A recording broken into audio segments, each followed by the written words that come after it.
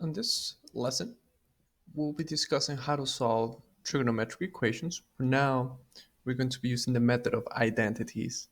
But before we start discussing the actual method to solve equations, let's take a look at this introduction question, which states, is it possible to write the following expression just in terms of cosine?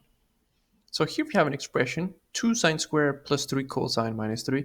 Is it possible for me to still rewrite this function, but just in terms of cosine? Well, how should we think about this kind of problems? Well, one thing that you might recognize is the expression of sine squared. Is there any way to write sine squared, or is there any way for us to write sine in terms of cosine? Well, recall that we have an identity. We have the Pythagorean identity, which says that sine squared plus cosine squared, that is equals to 1.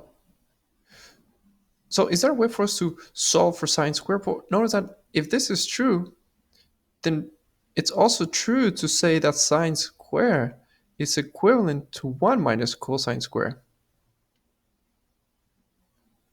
And now since I know that sine squared is equivalent to 1 minus cosine squared, then now I can come back to the original expression and I can just substitute the expression of sine squared as just 1 minus cosine squared.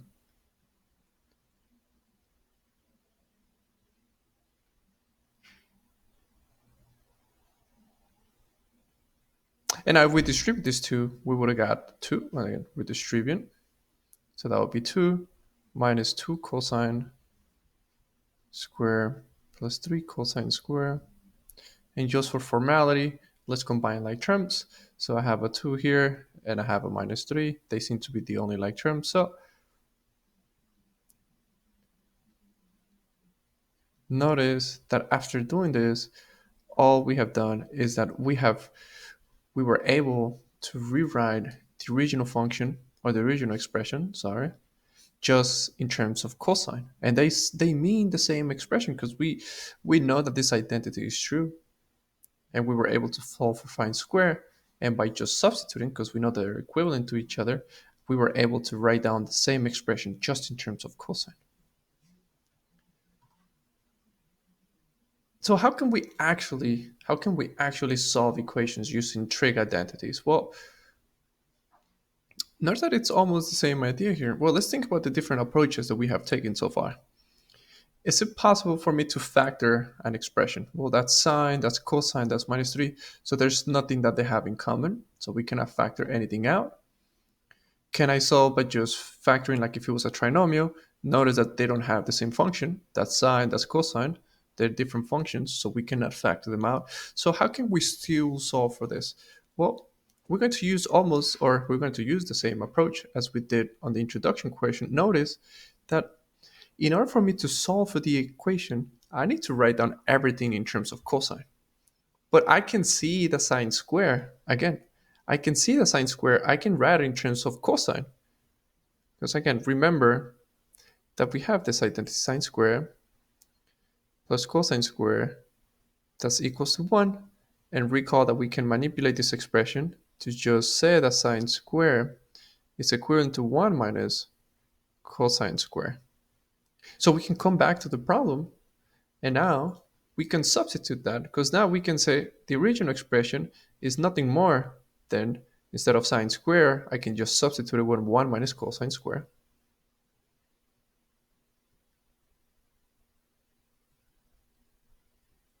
Let me just bring everything down.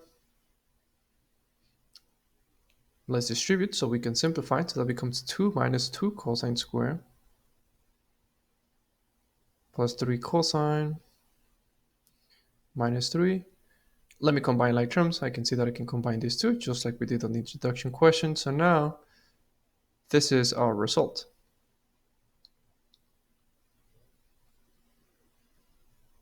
Nope, sorry. That's supposed to be a minus 1.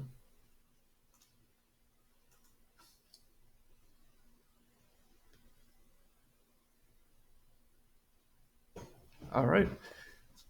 But what's the benefit of writing our expression this way? No, well, now notice that it's a trinomial, And now we're just dealing with the expression of cosine.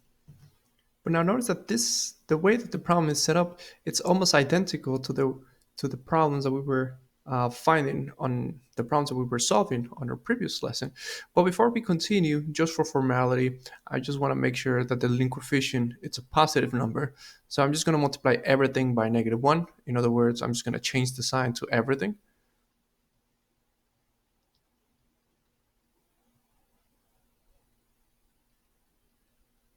And 0 is just 0. It doesn't change the sign if it's positive or negative, it is still the same. But now notice that I have written out this way, again, I can think of that expression as if it was just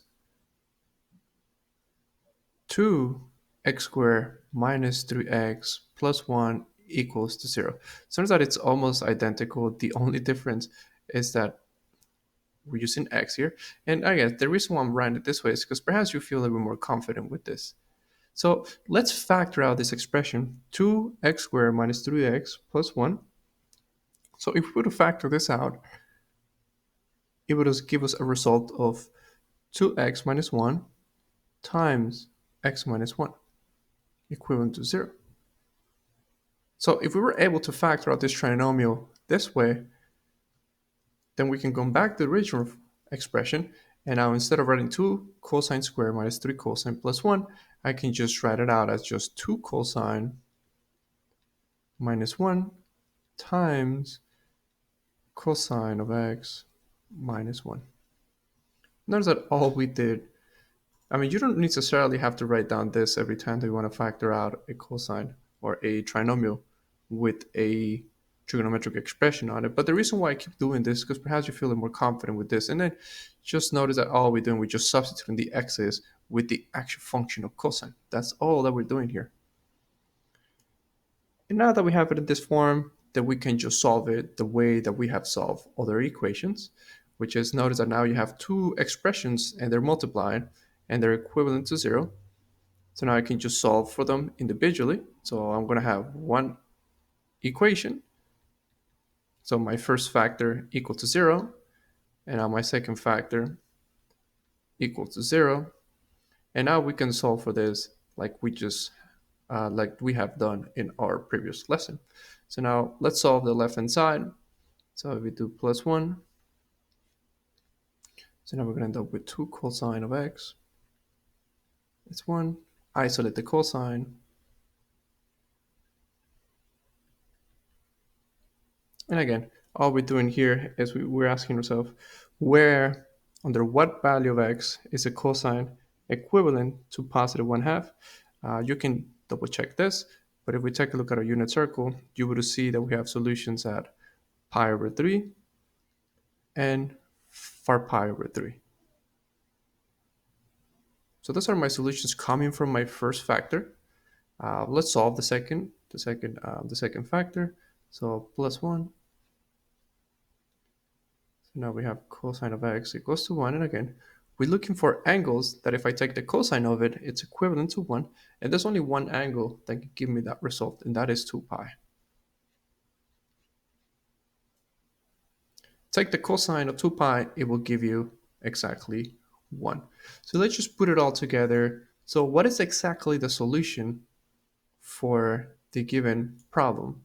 Well, the solution is just a combination on all of them that we have just found a couple seconds ago. So the solution is when x is equivalent to pi over 3, 5 pi over 3, and 2 pi.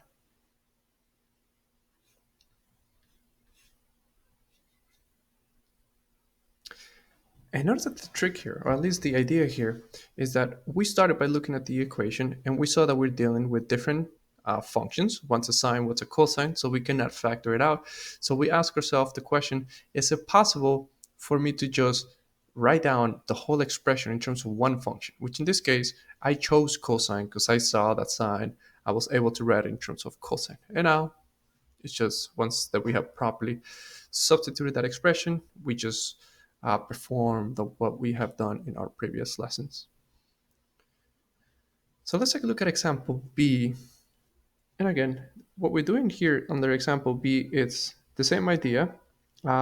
Is it possible for me to solve for this function? Well, the first thing that you might have noticed is that we're dealing with different functions. So we have a cosine, and that's a sine. So even if we would have tried to move the sine to the other side, let's say you would be tempted to just say, you know what, I'm just going to subtract the sine, and that way I'm going to have cosine of x plus 1 minus sine of x equal to 0. You would encounter this huge problem, which is you got three terms, and they have nothing in common but a 1. So you cannot factor it out. We can definitely not solve it just by doing our factoring, just like we did from here to here, because notice that everything was in terms of sine and cosine. So how can we solve equations of this form then, where we have a cosine and a sine on the other side? Well, before we set it equal to 0, perhaps it will be a good idea to just square both sides. So coming from the original function, what would have happened if I were to square both sides? Well, if I square the left-hand side, I mean, this is not going to be nice, but let's just break it down one step at a time. I would have cosine squared 2 times. So cosine plus 1 to the second, that's cosine plus 1 2 times. But now notice that sine square. I know what sine square is. Sine square is equivalent to 1 minus cosine square.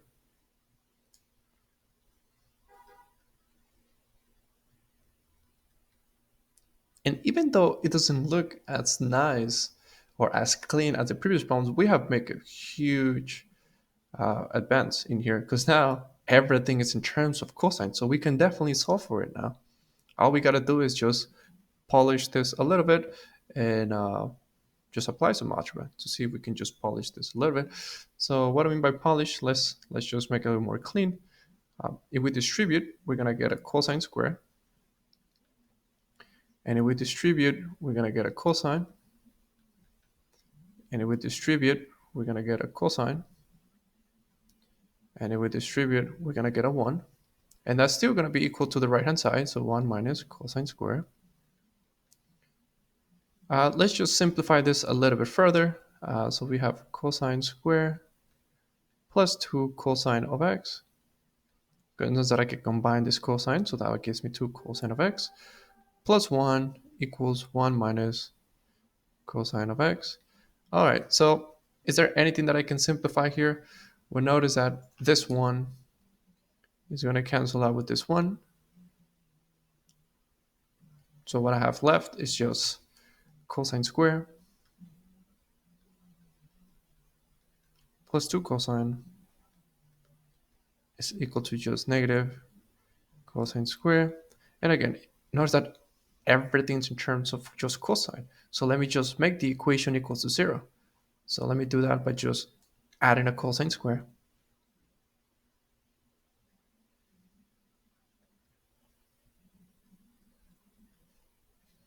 That cancels out. So what do we have left? So now we just have 2 cosine square plus 2 cosine equals to 0.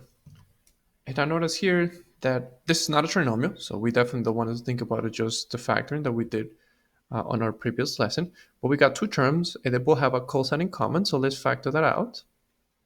So if I factor out a cosine, and again, you don't want to do this. You don't want to just write in terms of cosine. That's just bad math. So instead of writing as just cosine, I need to write down the whole function. So it is not just cosine, but it is cosine of x. And if I factor a cosine on my first term, I'm just going to have a 2 cosine remaining there. And if I factor a cosine on the second, I'm just going to have a 2 that's remaining there. And now notice that the way that we have written out this way, well, actually, it's not just a cosine that they have in common. Because if I take a look at the first term and the second term, they have a 2 cosine in common. So let me just write that out. So what would happen if we would have subtracted a 2? I'd be able to factor out a 2 cosine. So that definitely, this goes away. And now this becomes a 1.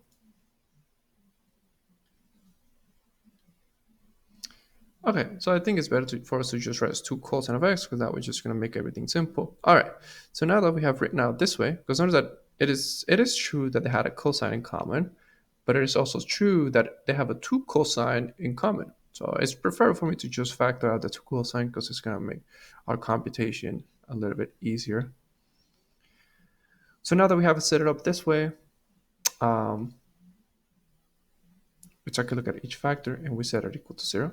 So my first factor, I can see that I have 2 cosine of x equals to 0, and I have my second function as just cosine of x plus 1 equals to 0.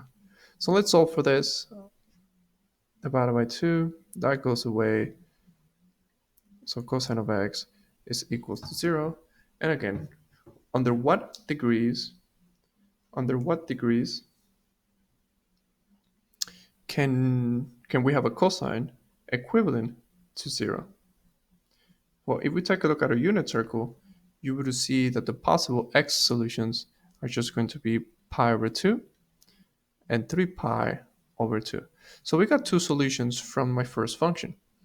So now let's take a look at the second function here. Let's isolate the function. So now we have cosine of x equals -1. And now if we take a look at a unit circle, there is only one possible answer that we can set up here, and that is when x is equivalent to just pi. Because notice that if we set x equals to pi, the cosine of pi, it is -1. So at this point, we can just write down our solution. So now we can say, look, my possible solutions are when x is equivalent to pi over 2, 3 pi over 2, and pi.